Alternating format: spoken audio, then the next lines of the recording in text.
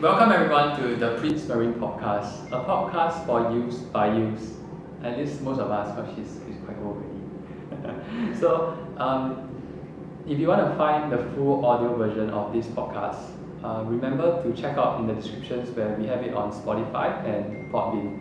So for this video, there's two segments to it. The first segment will cover the introduction of our guest, followed by the challenges that he has faced in his work life. The second part, we will cover more about the discussion segment of the education actually in Singapore and in Rotterdam. So let me start by welcoming our guest, Dr. Wouter. He is actually our professor back when we were in exchange in Erasmus University in Rotterdam. So Dr. Wouter, could we get you to introduce yourself, maybe? Hello everybody, and thank you for hosting me. My name is Wouter Jacobs.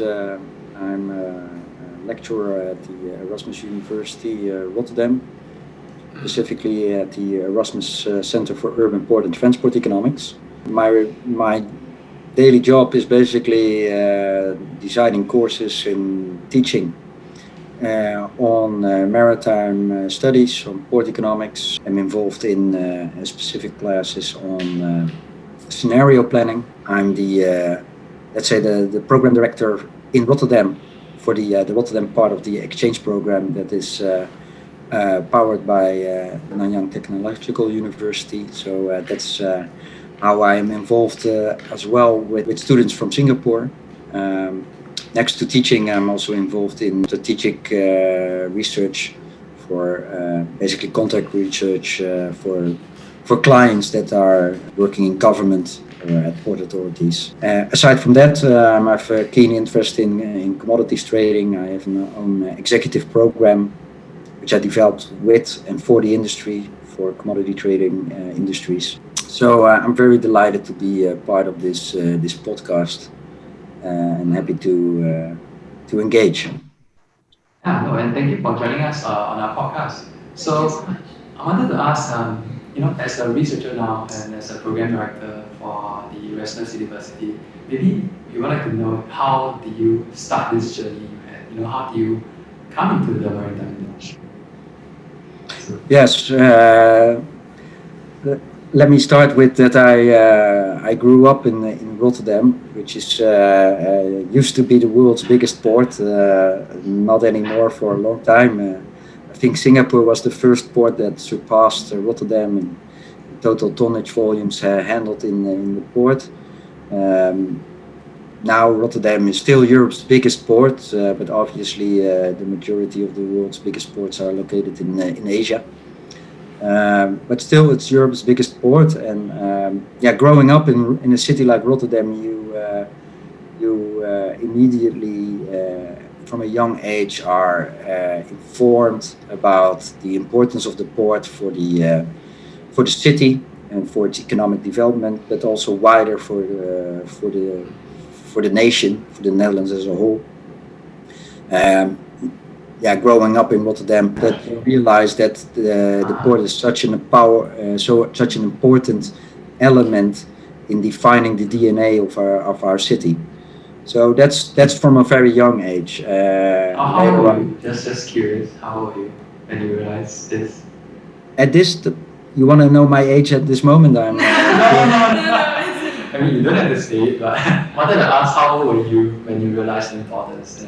You were talking about child. Well, yeah, I think that was on an age when you were 8 years old. So and it's very normal in Rotterdam that when you are in junior school, that you go on a school trip to the port. So in such a way, young people in Rotterdam are quickly informed about the role of the port and its importance for the city. So you have these school trips, and typically kids in Rotterdam go on a school trip to visit the port. So it's really already on a young age. But later on, I've never had a career, let's say, in maritime in that pure sense that I haven't worked. I didn't do a naval academy or a maritime academy. I went to university and I studied, and I then did my PhD. May I ask And you what were you studying in university? Yeah, what were you majoring? What were you majoring in? I studied geography and urban planning, and because of my background from Rotterdam, I got quickly interested in, let's say, the urban planning point of perspective on ports. So it's really from an urban perspective that I looked at ports, and a geography perspective on how the role of shipping and trade routes are connecting the world, so to speak. Yeah, because we noticed that you have a wide variety of experiences, but another thing that you went into was the research part of the urban planning, right? Previously, you were doing a lot of research with urban planning.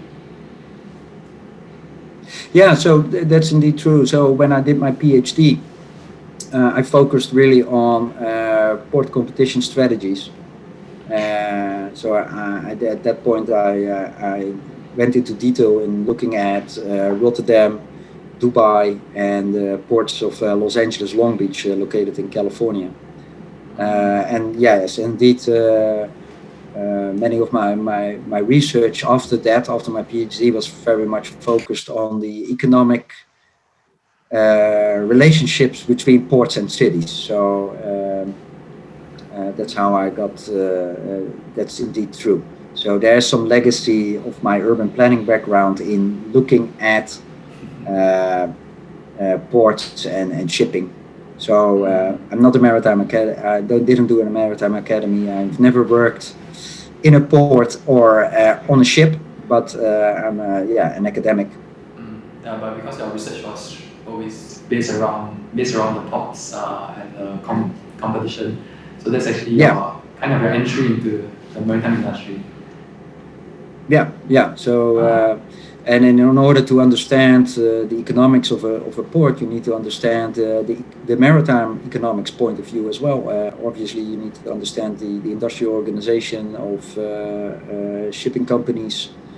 You need to understand their business model. Yeah, so that's how I rolled into maritime studies, so to speak, from a professional point of view. And I think, looking at maritime, the world of maritime, so ports and shipping, is a perfect lens to basically, perfect perspective to look at the state of the world economy. So if you're interested in the world and the fate of the world economy, it's always good to look at what's happening in the world of maritime and in the world of shipping and ports. So that's how I rolled into it. That's my role, is to research and teach, and bringing also the passion across to the new generations of talents. You were first doing research, right, with port and urban planning. It was a transition that you have to adapt to when it comes to, say, giving lectures and teaching in the academic field. Was it a difficult challenge for you? A difficult challenge. Well, you grow into it, basically. Each time I teach, every class I teach is a challenge. In a positive way. So each time I need to prepare myself, and for each time I prepare something to teach, I learn, so it's a continuous learning. And personally, I am an academic that likes to read, of course, but moreover, I'm more keen to learn also from the industry. So it's connecting, let's say, what's in a textbook with the stories and experiences of people that are actually working in the field that I'm studying. And I think that's that combination that is giving me a lot of pleasure in my life. It's on the one hand teaching the new younger generation, and on the other, by providing them the textbook example plus the experience, real world experience from the industry. For me, I learned through that exercise myself, and I think that's the best way to bring, let's say, the real world into the classroom and bring that passion across. Because nobody better than the people that are actually working in the field can explain to you how things work in the real world next to the textbook example. So and preparing this, whether it's one class or an entire course, in order to prepare that, you have discussions with people that are working in, let's say, the marine insurance business, or as a commodity trader, or as a ship owner, to discuss with them what type of information needs to be sent across to into the classroom, and what kind of dilemmas there are, and what kind of challenges these companies and agencies have. I think, yeah, that's the nicest thing of my job. That's very nice to hear, because I think that's the core piece of information that most students also do not have, that experience, that real life experience. And we can learn all we can from our textbooks, but if we don't apply them, then actually what's the point? No, absolutely. There is a real world out there of ships coming into port that might run into demurrage with all kinds of costs associated to it. Well, you can explain this in theory, but having people that are confronted with these situations day to day and reflect on that, that's enormously valuable information in such an applied academic fields such as maritime economics or port economics or shipping. And it's that combination that creates value in learning. Yeah, and I think one of the important things that you as sort of the middleman between like the real world and the younger youths and the audiences and students as well is actually bringing the correct and accurate knowledge to these students. So I think one of the biggest problems in maritime that we see is misconceptions or like misinformation on what this industry is. So I think one of the important jobs educators or people in academia can also work on is also to deliver the most accurate information and the so-called debugging any misconceptions people might have say about shipping or maritime. And I think from our perspective, one of the misconceptions that we always have is how maritime is the male-dominated industry. Yeah. So for example, in Singapore, I think there is this thinking or perception that it's more of a male-dominated industry, or it incorporates a lot of the offshore sector. They relate to maritime to going out to sailing, for example. Yeah. I think most people will think that maritime is sailing, so that's like the first 10 years of your working life, like out at sea. And this is something, especially in Singapore, this is a perception that most people have. That's why everyone avoids that route. Is it something that is prevalent in Rotterdam as well? Well, yeah, I think you're right that in your observation that there are many misconceptions about what the maritime world is all about. I think, and through that, we have a saying in Dutch: "What you don't know, you cannot love." Right? So that's a literal translation of a Dutch saying. So things that you know about, you tend to love it. You can appreciate it a bit more. And if there's a misconception, it's very hard to appreciate things. I think, yes, there are misconceptions, whether it's on the gender balance within those businesses. If there is I think you're right that probably the prevalent conception, if you ask the layman about the business, that they think it's a male-dominated world. I think, unfortunately, in many sections of the industry, it's still the case, especially in the boardroom. But times are changing. I think definitely. You see in this room, Or like 5 maritime students. I'm pretty sure she's the one that scores the best in the exams. And you've access to our score, definitely. Yeah. Yeah, no, but it shows that. I think that's the misconception, because let's say the average public still think that port is hard. It's very labor intensive work where you need muscles rather than brains, and that's absolutely not the case anymore. And also the conception that if you go in the industry, you always will work on a ship or at a terminal, and that's also not the case. Of course, no port exists if there's no trade, and so when there is trade, there's demand for transportation, and if there's demand for transportation, you need ships and you need people to operate them.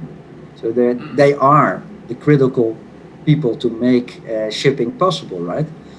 Aside from the operational crew on a vessel, and there are many other people involved to make such a complex operation possible.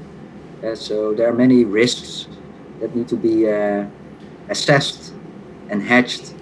There's need for finance. There's need for analytics.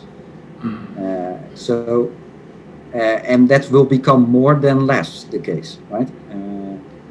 So yeah, and I think it's an important mission for the industry to make the general public aware not only that port infrastructure and shipping are critical for the world economy, for international trade, and therefore for economic development. That's one thing.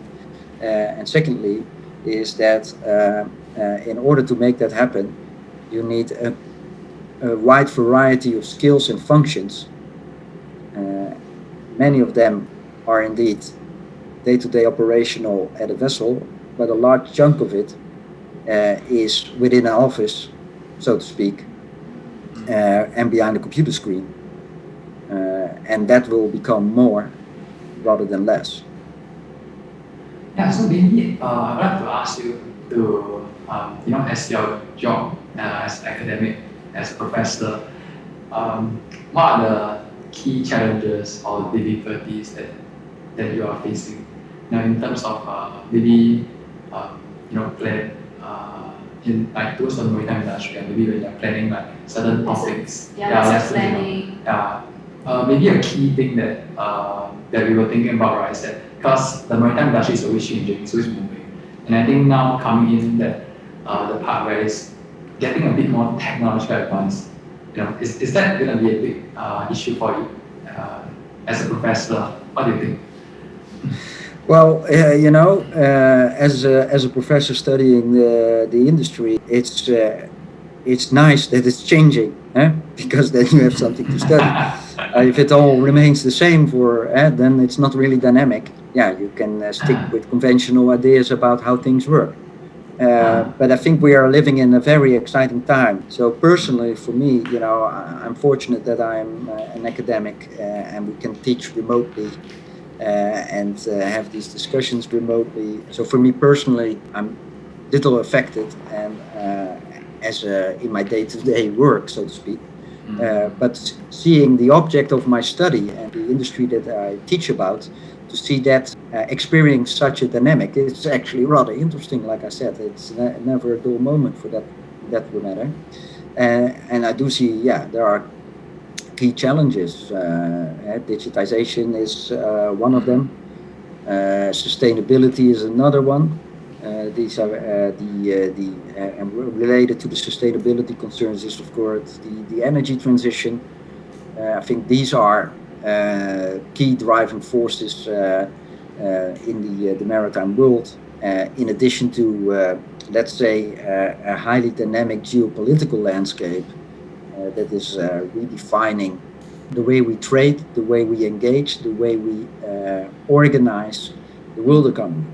So I think there are exciting moments happening in the world, and the maritime industry is in a very dynamic period. So it's very exciting to study this world. Okay, so can I ask, at the same time, you're also doing certain research, right? You mentioned. Yeah, so could we ask what are the few topics that you are actually researching on? Ooh, yeah. And maybe like certain challenges again that you have faced. It's not that I'm continuously researching on particular topics, but that if I see the research questions that are being taken care of or that are being raised, what type of research is being done, and what the questions are that people in the industry are raising. Yeah, that these are the main things are sustainability with the energy transition and digitization. So these are the very important ones. And next to the geopolitics, I would say these are the three things. How is the international order evolving? In particular, the role between the U.S., China.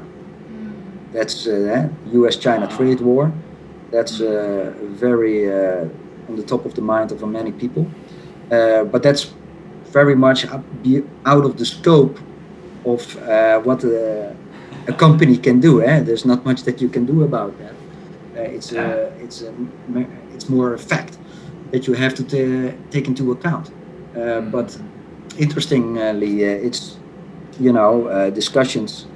There's a lot of talk about blockchain, Internet of Things, but to implement this, into a multi-billion-dollar industry that consolidated at certain points, but highly fragmented at other points in the supply chain. Yeah, that's a very complex concern, and how to implement and integrate digital solutions while running your business day to day. Yeah, that's an enormous challenge that we tend to underestimate, because we see all the hype and the press releases and I think there's this saying where an idea is just like 5% of like the operations. 95% of the effort comes from executing that idea, as what you mentioned. Yeah, especially the part where you look at an international company, and then that's where so many other factors actually come into play. And so this came out in my internship. this part. So I really People just want to get onto the hype, right? Yeah, like my job is to come up with ideas, proposals to develop like this sales channel, But coming up with ideas is very easy to do. Yeah, when my boss asks me to execute, I'm like, maybe I need a bit more time to do this. Yeah, so totally understand, totally agree about it. No, yeah, I think the industry has to move forward, and whether it's on sustainable development, the United Nations Sustainable Development Goal number, what is it? We need a more equal gender balance in the industry. That's important, and for that you have to implement some policies in your recruiting and in your promotion policies, in your HR policies. And on the other hand, there's this concern about, how can we make shipping carbon neutral? What kind of options do we have? And how will this impact our profitability and our continuity? Should we invest in, let's buy some scrubbers and we're all good for the next coming years? Or do we need to look a little bit further forward? See how we really can anticipate the LNG powered vessels or hydrogen. So these are very strategic questions that are being raised in the boardroom, of course, and for which companies are already investing, but there is a lot of risk and uncertainty involved, and I think that's the main challenge for the business. And for me as an academic, it's interesting to study this and there, where possible, also conduct research on and provide strategic advisory. But yeah, the complexity is enormous. Yeah. With the Yes. uncertainty becomes larger rather than less. So that makes it a very interesting dynamic.